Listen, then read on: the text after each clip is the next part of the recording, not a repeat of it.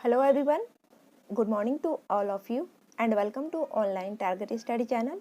Friends, आज है 31 मई 2020 और आज के दिन करंट अफेयर से जितने भी इम्पोर्टेंट क्वेश्चन बन सकते हैं उन सभी क्वेश्चन को हम इस वीडियो में कवर करेंगे और सारे क्वेश्चन से रिलेटेड एक्स्ट्रा फैक्ट भी हम इस वीडियो में जानेंगे।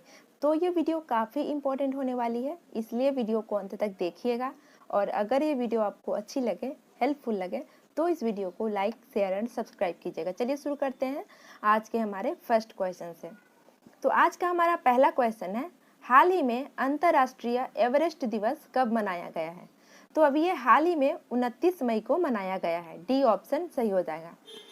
तो हाल ही में 29 मई को अंतर्राष्ट्रीय एवरेस्ट दिवस मनाया गया है। तो ये क्यों मनाया जाता है?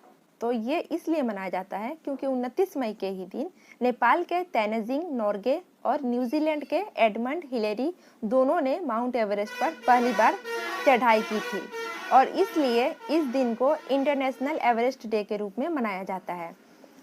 तो माउंट एवरेस्ट नेपाल में स्थित है। नेपाल में इसे सागरमाथा के नाम से भी जानते हैं और इसकी ऊंचाई जो है वो 8,848 मीटर है। तो इसके बारे में इम्पोर्टेंट फैक्ट भी जान लेते हैं।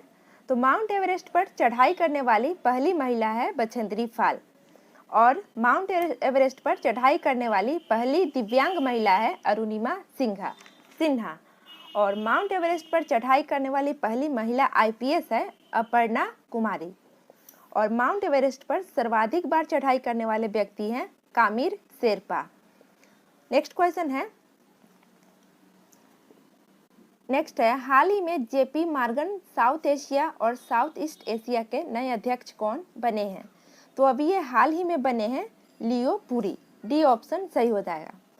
तो हाल ही में JP मॉर्गन साउथ एशिया और साउथ ईस्ट एशिया के नए उपाध्यक्ष लियो पुरी बन गए हैं। इन्होंने कल्पना मोरपारिया का स्थान लिया है। तो कल्पना मोरपारिया जो है वो 2021 तक अध्यक्ष के रूप में कार्य करेंगी। इसके बाद इनका स्थान ले लेंगे लियो पुरी। चलते हैं अब नेक्स्ट क्वेश्चन की तरफ। नेक्स्ट है, हाल ही में WADA ने भारत की लंबी दूरी की धाविका किरणजीत कौर पर डोपिंग के चलते कितने साल का बैन लगा दिया है? तो ये बैन लग गया है 4 साल का। डी ऑप्शन सही हो जाएगा। तो अभी हाल ही में WADA ने भारत की लंबी दूरी की धाविका किरणजीत कौर पर डोपिंग के चलते 4 साल का बैन लगा दिया है। तो बात यहाँ WADA की हुई है, तो इसका फुल फॉर्म होता है वर्ल्ड एंटी डोपिंग एजेंसी और इसकी स्थापना हुई थी 10 नवंबर 1999 को। इसका मुख्यालय है मॉन्ट्रियल कनाडा में और इसके अध्यक्ष वर्तमान में है सर केक रीड। तो बात यहाँ WADA की हुई है। तो WADA वर्ल्ड लेवल पर होता है और नेशनल लेवल पे होता है NADA यानी नेशनल एंटी डोपिंग एजेंसी और इसकी स्थापना हुई थी 2005 को और इसका मुख्यालय है नई दिल्ली में। और हाल ही में सुनील शेट्टी को नाडा के नए ब्रांड एम्बेसडर के रूप में नियुक्त किया गया है। चलते हैं अब नेक्स्ट क्वेश्चन की तरफ। नेक्स्ट है, हाल ही में किस राज्य ने प्रवासियों के लिए मुख्यमंत्री स्वरोजगार योजना का शुभारंभ किया है? तो ये शुभारंभ किया है उत्तराखंड के राज्य सरकार ने। डी ऑप्शन सही हो जाएगा। तो अभी हाल ही में उत्तराखंड के राज्य सरकार ने प्रवासियों के लिए मुख्यमंत्री स्वरोजगार योजना का शुभारंभ किया है। तो इस योजना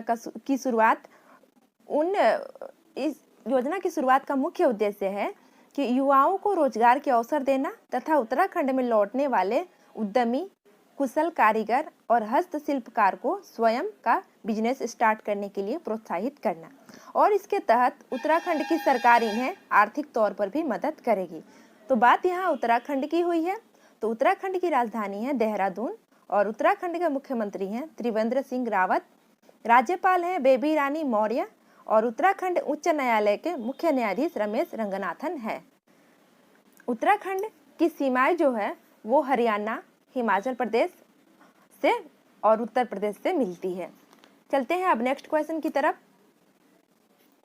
तो अभी हाल ही में किस देश ने PAKDA स्टील्थ बम्पर विमानों का निर्माण शुरू किया है? तो ये निर्माण शुरू किया है रूस ने। बी ऑप्शन सही हो जाएगा। तो रूसी संघ ने हाल ही में प्रोटोटाइप स्टील्थ बम्पर विमान के निर्माण की पहल शुरू की है, जिसका निर्माण अगले साल तक पूरा हो जाएगा और इस विमान का नाम PAK-DA रखा गया है। यह विमान संयुक्त राज्य अमेरिका के USB-2 रणनीतिक स्टील्थ बम्पर विमान से प्रतिस्पर्धा करेगा। तो बात यहाँ रूस की हुई है, तो रूस की राजधानी है मॉस्को और रूस के प्रधानमंत्री हैं मिखाइल मिशुस्तिन और रूस की करेंसी है रूसी रूबल। चलते हैं अब नेक्स्ट क्वेश्चन की तरफ। नेक्स्ट है, न्यू डेवलपमेंट बैंक के नए मुख्य जोखिम अधिकारी कौन बने हैं? तो वे बने हैं हाल ही में अनिल किसोड़ा। ए ऑप्शन सही हो जाएगा। तो हाल ही में न्यू डेवलपमेंट बैंक के नए मुख्य जोखिम अधिकारी अनिल किसोड़ा बने हैं। अनिल किसोड़ा पहले स्टेट बैंक ऑफ इंडिया के अधिकारी थे, अब वे न्यू डेवलपमेंट बैंक के उपाध्यक्ष और मुख्य जोखिम अधिकारी के रूप में नियुक्त किए गए हैं। तो बात यहाँ न्यू डेवलपमेंट बैंक की हुई है, तो इसकी स्थापना हुई थी 2014 को और वर्तमान में इसके अध्यक्ष हैं KV कामत और इसका मुख्यालय है शंघाई, चीन में। और चीन की बात यहाँ पे हुई है, तो चीन की राजधानी है बीजिंग, चीन के राष्ट्रपति है शी जिनपिंग और चीन की करेंसी है चीनी युआन। अब चलते हैं नेक्स्ट क्वेश्चन की तरफ।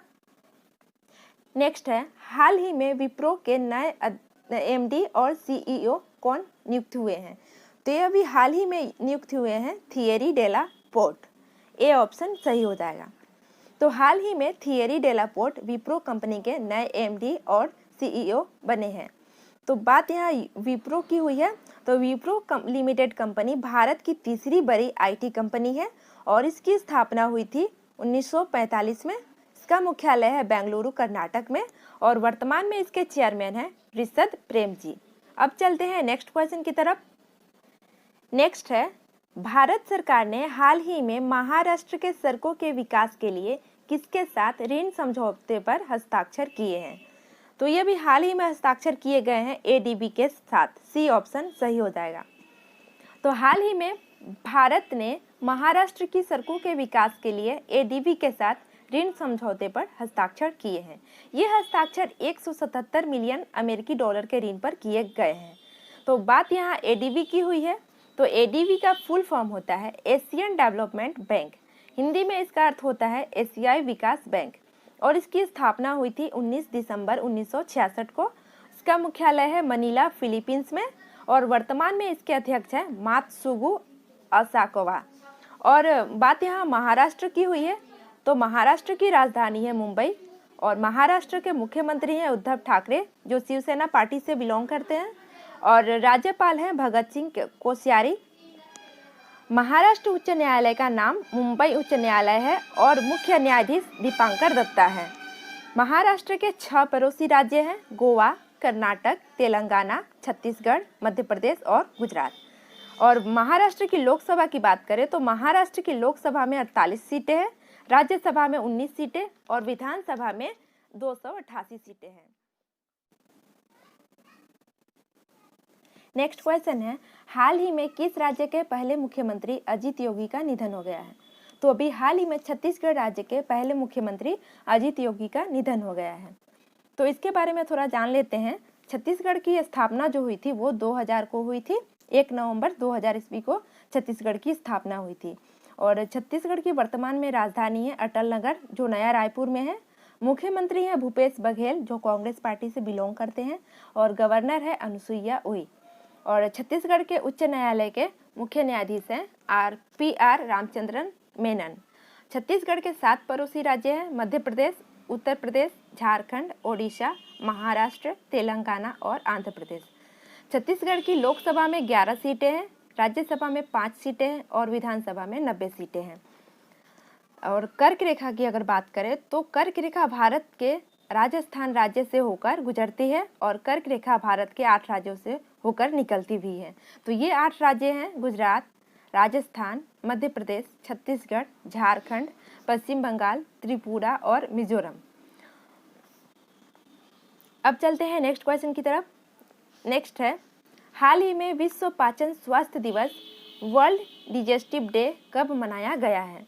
तो अभी ये हाल ही में 29 मई को मनाया गया है। डी ऑप्शन सही हो जाएगा। तो हाल ही में अभी 29 मई को विश्व पाचन स्वास्थ्य दिवस यानी वर्ल्ड डिजेस्टिव डे मनाया गया है। इस दिवस को मनाने का उद्देश्य है पाचन संबंधी रोग या विकार की रोकथाम और उपचार के बारे में लोगों को जागरूक करना। इस दिवस को मनाने की घोषणा वर्ल्ड गैस्ट्रोएंटरोलॉजी ऑर्गेनाइजेशन ने की थी और विश्व पाचन स्वास्थ्य दिवस 2020 की थीम है गेट माइक्रोबाइन ए ग्लोबल पर्सपेक्टिव। अब चलते हैं नेक्स्ट क्वेश्चन की तरफ। नेक्स्ट है, हाल ही में central institute of plastic engineering and technology CIPET का नाम बदलकर क्या रखा गया है? तो अभी हाल ही में इसका नाम बदलकर central institute of petrochemicals engineering and technology रखा गया है। सी ऑप्शन सही हो जाएगा। तो अभी हाल ही में central institute of plastic engineering and technology CIPET का नाम बदलकर central institute of petrochemicals engineering and technology रखा गया है। तो इसका उद्देश्य है, हिंदी में इसे केंद्रीय पेट्रो रसायन इंजीनियरिंग एंड प्रौद्योगिकी संस्थान कहा जाता है और इसका मुख्यालय जो है वो चेन्नई भारत में है और इसकी स्थापना 1968 को हुई थी।